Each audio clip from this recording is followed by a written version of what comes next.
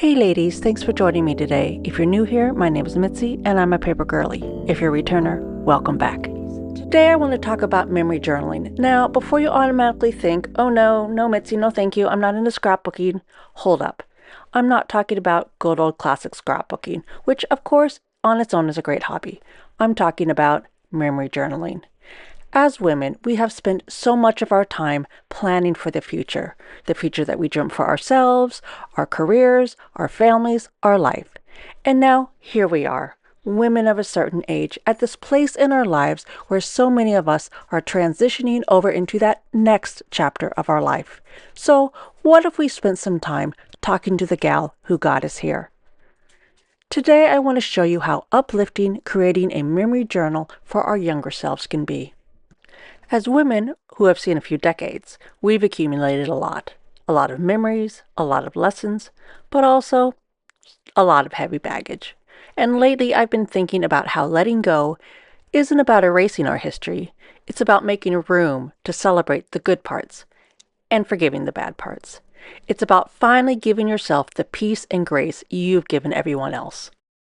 Making a memory journal is one way to document the life you have lived, reframing your viewpoint of past failures into lessons learned, releasing previous disappointments to make room for future joy, and reclaiming the most powerful characteristics about your younger self. And then shifting your attention to be able to focus on the opportunities that await you in this next season of life. Now, creating a memory journal for your younger self is a powerful way to reconnect with past versions of yourself through reflection and creativity. You don't need much, just a notebook, some old photos, and maybe just a little bit of space to breathe. They say youth is a gift, but wisdom is a trophy. Today we're bridging the two. We're creating a memory journal for the girl that you were and the woman you've now become. Here are some simple journals page spread ideas to incorporate into a personal memory journal to encourage you to focus on documenting and celebrating the incredible life that you've lived so far. This first spread is all about perspective. Start with a photo. On the left, the image. On the right, the truth. What were you thinking that the camera didn't show? This is an old photo taken in 1982. And to be honest, I was probably thinking, well, this isn't a store-bought cake like I see at other birthday parties, but it is cake. And ladies, that is embarrassing to admit, because now as a mother, I look back and I realize, oh my God, this was made with so much love. And wow, what an ungrateful thought that ran through my head. And truly, now that I reflect back on it, and the girl that was sitting next to me here, that I cut out of the photo, the girl that had the store-bought cake at her birthday party, the expression on her face isn't, yikes, that's not a cool cake. The expression on her face is, wow, I cannot believe Mitzi's mom made her a cake.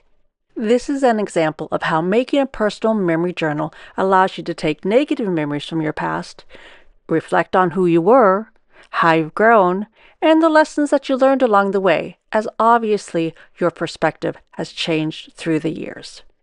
Another idea is to document specific favorite categories of your childhood. I did this spread about my high school years. These memories are the anchors of my life story, the foundation of all the little things that played a part into who I would later become in life. Because we all know it's all the little things that we put such significance on as a young person that compounded over time and played into the choices that we all made as what I call a junior adult. Those first few years away at college or out on your own, so many of the choices we made were directly correlated with the things that meant the most to us in high school. I grew up in the age of the John Hughes teen films, and they made a huge impression on who I thought I wanted to become. That's just a truth bomb. Good or bad, that is the truth. Back then, we weren't influenced by social media because, we didn't have social media. We didn't have iPhones or iPads or any of the cool technology we have now. And while obviously I love tech, I'm here with you because of the amazing technology that we have at our fingertips. I'm actually really, really thankful that the only real thing that influenced me was TV. And because of the home that I grew up in, that wasn't much. So for me, it was the movies. Now we're going to dedicate a couple of pages to document your commonplace wisdom, quotes, recipes, life, tips things you want to pass down. This is an external memory, a gift for those who come after you. You've lived enough for 3 lifetimes. It's time to put it on paper. And these are just some examples of things that I put down, things that are meaningful to me and meaningful to my children. And then if you wanted to, you could do a now and then spread. This is where you do now and then. And I did it as a 30-year edition, meaning that I just went back 30 years. That's the then. And I just wrote out questions and answered them as I would today and as I might have 30 years ago. Simple. You can create a timeline spread of major milestones, the unforeseen shifts that change your direction in life. How did these milestones take you down a different path to where you are today? Maybe one day you create a visual storytelling spread using collage elements like pictures and old stamps or stickers to add texture or whimsy to your page. I used my Canon Ivy printer to print out different sized pictures, added some paper ephemera, some stickers, some stamps, and of course some good old inspirational quotes to fill out this page. Use this journal as a safe space to address old fears or wounds without judgment. Create a page of affirmations I needed then, such as your needs are not too much, or it's okay just to play. Make a spread about dreams versus reality. What would your younger self think is cool about your older self now? Fill in the gaps with sensory memories. And then I want you to write a letter. Write a letter to this little girl. Write a letter to that younger you. Tell her what you needed to hear back then, that she is loved, that it's okay to be expressive, and that she's going to be okay. Give that girl the grace she deserved as she went through those years, just trying to navigate life and figure out who she was. And of course, this process might be emotional, and that's okay. You know me, I'm a sensitive person, I cry a lot. Let those tears come if they need to. Remember, you're giving that girl a voice she may not have had before.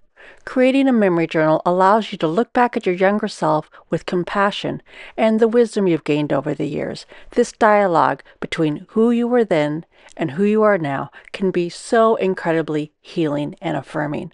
So that is what I did in my notebook, and I filled up half of it with the ideas that I have shown you today, and then the other half, the other half I'll fill out with something else, maybe reinvention. If you had a do-over for one specific decade, what would it be and why? Or maybe I'll do values, like what did you used to stress out about that now you realize isn't important at all? You know me, gals, I'm an overthinker, so of course I overthink and stress out about everything. So that is what I did here in my memory journal to myself. Ladies, I hope that this has been an example of how you can create your own memory journal. And I hope that I've been able to inspire you to create your own memory journal. Because no matter what your age, even as women of a certain age, life is still full of new beginnings. And creating a memory journal at this stage of our lives is a tangible, powerful way to honor your journey and connect with both your past and your present. Thanks for joining me today. Until next time, from one paper girly to another,